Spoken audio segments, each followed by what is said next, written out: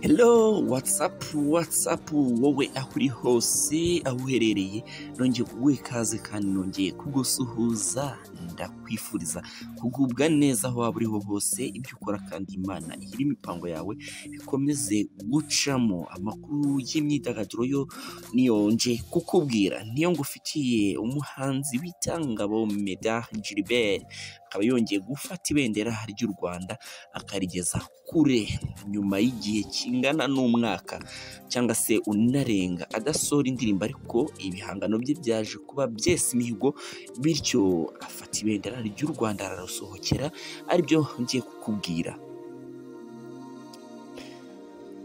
Ndihiro Willis, kora subscribe kugira ngo tujye tubana mu biganiro bya buri munsi tukugezaho wowe ubana natwe uri inshuti yacu yakadasohoka. Niba utameze neza wihangane, ni igihe cyose kibitera, ukomeze kandi usenge kintu pushinge ushaka gutera intambwe yigira imbere kubera yuko nuramuka ucitse intege uzahita urangira kandi ntabwo ari byo tukwifuriza ahubwo turakwifuriza gutsinda ugatera imbere. Ndihiro Willis nujye kuri umuhanzi ingabo Meddy ni umuhanzi wakoze umuziki kuva kera yatangira music ye. Ni umuhanzi wagiye arangwa no kuba ari silent, ari silence y'ukuntu ibintu bye ntabwo ajya akunda kubitangaza mu itangazamakuru. Ngira ngo kenshi na kenshi niyo yaje inaha i Kigali nk'uko ujya ubona abandi bajya mu bitangazamakuru cyane, we ntiyagiyeyo ni gake cyane kandi nabwo nuko nk'ibyo bitangazamakuru baba bamurembeje bari kumwaka interview bityo bigatuma aba yajya mu itangazamakuru. Ibintu bye akunze kubikora bucece ariko at the end bikarangira bibaye successful. Niko ateye, niko ameze kandi baba bagomba kubaha privacy y'umuntu nk'uko ari nawe uba wabyishakiye. Meddy rero yaraje akora umuziki genda ibintu byose biba successful, indirimbo ze zirakundwa. Navuga yuko ari we muhanzi kugeza ubu ngubu wa mbere uzwi cyane kurusha abandi mu gihugu cy'u Rwanda, azwi muri Afurika yose. Ntabwo navuga yuko ari mu Rwanda gusa cyangwa se muri East Africa gusa, ni muri Afurika yose kandi no hanze ya Afurika ni icyamamare. Ibyo abitindaho cyangwa se ngo abigarukeho cyane, birigaragaza n'imibare igenda ibigaragaza. Nubwo nyine hatajya habura saga zitandukanye ngo ari gukompeta mu kintu runaka ngo na The Ben ngo na Meddy n'abandi batandukanye, ariko nyine still now imibare myinshi tugaragariza yuko ari imbere cyane. Ibyo rero nibyo byatumye akomeza kugenda atera imbere. Mu minsi yashize cyangwa se mu mwaka washize nibwo yaje gukora ubukwe n'uwo bita Mimi. Nyuma y'uko akoze ubukwe, nyuma y'ubukwe gato yahise asohora indirimbo yitwa Mavawe, indirimbo yakunzwe cyane kugeza kuri ubu. Bonakoraga ino nkuru yari imaze kurebwa n'abantu basaga miliyoni 20 ku rubuga rwe rwa YouTube channel. Ikindi kandi yasohoye nitwa Queen of Sheba ndetse ahita ahagarikiraho. Hari indi ndirimbo yasohoye, ni indirimbo zose zakunzwe cyane ku rwego rwa Afurika cyane rwose, ariko yahise ahagarikiraho. Ariko ikindi cyanatangaje nuko ashaka kuva muri secular akajya muri gospel. Ibyo rero bitaje gufatwa neza n'abafana be cyangwa se bataje kubyishimira cyane bitewe nuko bamukundaga arimba secular cyangwa se sometime bakabivanga na gospel. Hari indirimbo agiye aririmba nka gospel irimo nkitwa Ntacyo Nzaba ari kumwe na Adrien Misigaro, hari itwa kandi Holy Spirit yagiye ikamenyekana ku isi yose, yaririmbye ikamukorera birenze. Rero nk'uko ngo bivuye mu busabe bwa bamwe mu miryango y'umugore wiwe ari we Mimi, bamusabye ko yava muri secular ahubwo akinjira muri gospel.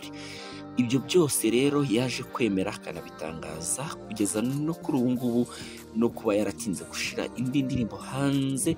Urumva yuko ni uguhindura kariyeri mu kuntu gato, nubwo wenda yose ni ukuririmba ariko nyine injyana igahinduka, byose akabifatira umwanya kugeza amagingo aya ngaya. Rero akaba atari yayishyira hanze, gusa mu minsi yashize ndumva twaranabigutangarije, yeze kuvuga yuko cyangwa se kwandika muri community ya YouTube channel yiwe, nyuma yuko yaragize abasubscribers bagera kuri miliyoni, ari nawe muhanzi wa mbere w'uruciye akagahigo mu Rwanda, ndetse akaba n'umukurikira ari kure cyane, ari ibintu atapfa gukora mu gihe gito cyangwa se kinini kugira ngo abe yabigeraho. Asaba abafana be gukora subscribe kugira ngo bategereze indirimbo nshyashya yenda gushira hanze yo mu bwoko bwa gospel. Icyo nicyo yateguje abafana biwe, ariko haciyemo iminsi ntacyo arahashyira, ariko reka tukomeze tureba aho umupira ugana cyangwa se aho byerekeza, n'icyo azabitangazaho nyuma y'ibyo byose.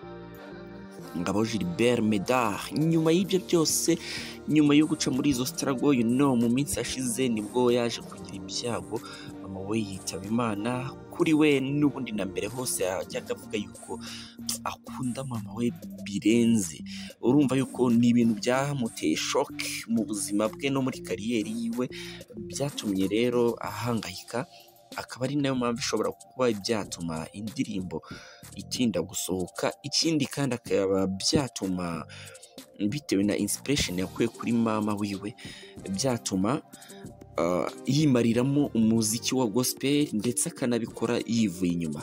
Gusa ibikorwa by'umuhanzi bihora bimuhagarariye anytime, niyo yava ku isi, niyo yabireka akaba bihagaritse, ibikorwa yakoze bisigara bimuhagarariye, cyane yuko ari ibikorwa aba yarakoreye society, rubanda nyamwinshi bakomeza kubyenjoyinga.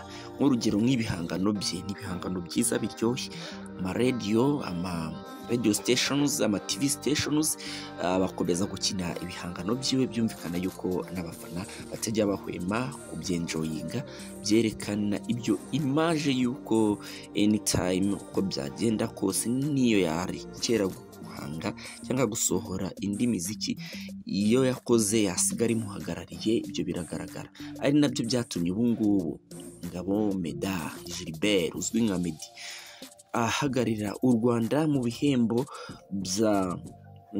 bya Afrima 2022.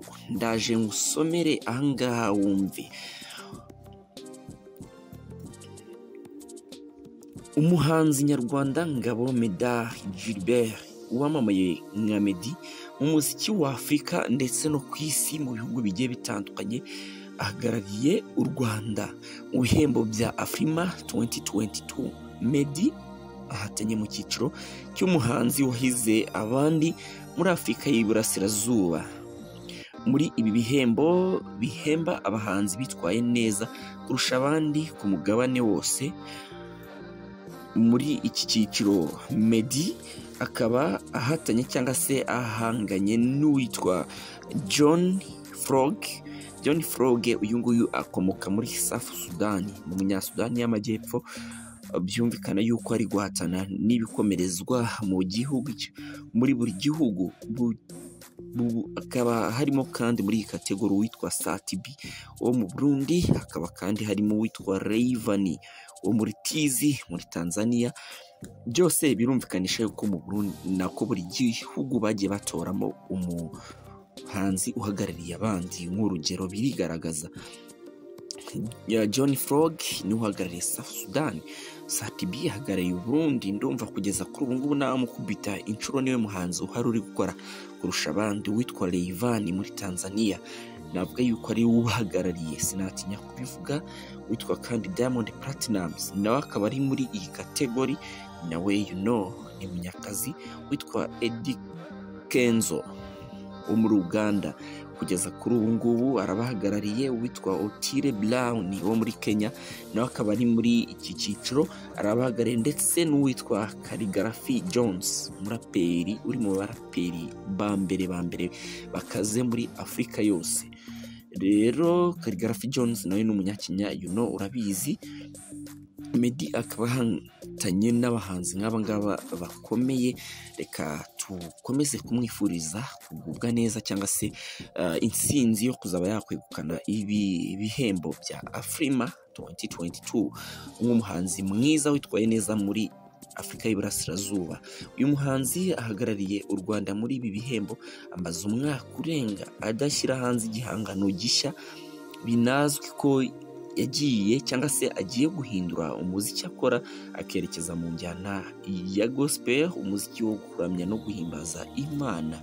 Ayo makuru niyo ahari kuri Meddy kugeza kuri ubu ngubu. Ni amakuru meza, ubwo ni kumushyigikira nk'abanyarwanda kugira ngo abe yabasha gutwara iki gihembo ahigitse ibyamamare tubonye harimo nka Diamond Platnumz, Rayvanny, Sat B, John Frog, Eddy Kenzo, Otaya Brown ndetse na Khaligraphy Jones. Nuko byifashe, mukomeze kumushyigikira. Khaligraphy Jones, umuraperi uri mu baraperi bambere bakaze muri Afurika yose. Rero Khaligraphy Jones nawe ni umunyakenya, urabizi. Meddy akaba ahatanye n'abahanzi nk'aba ngaba bakomeye. Reka tukomeze kumwifuriza kugubwa neza cyangwa se intsinzi yo kuzaba yakwegukana ibi bihembo bya Afrima 2022 nk'umuhanzi mwiza witwaye neza muri Afurika y'Iburasirazuba. Uyu muhanzi ahagarariye u Rwanda muri ibi bihembo, amaze umwaka urenga adashyira hanze igihangano gishya, binazwi ko yagiye cyangwa se agiye guhindura umuziki akora akerekeza mu njyana ya gospel, umuziki wo kuramya no guhimbaza Imana. Ayo makuru niyo ahari kuri Meddy kugeza kuri ubu ngubu. Ni amakuru meza, ubwo ni kumushyigikira nk'abanyarwanda kugira ngo abe yabasha gutwara iki gihembo ahigitse ibyamamare tubonye harimo nka Diamond Platnumz, Rayvanny, Sat B, John Frog, Eddy Kenzo, Otaya Brown ndetse na Khaligraphy Jones. Nuko byifashe, mukomeze kumushyigikira.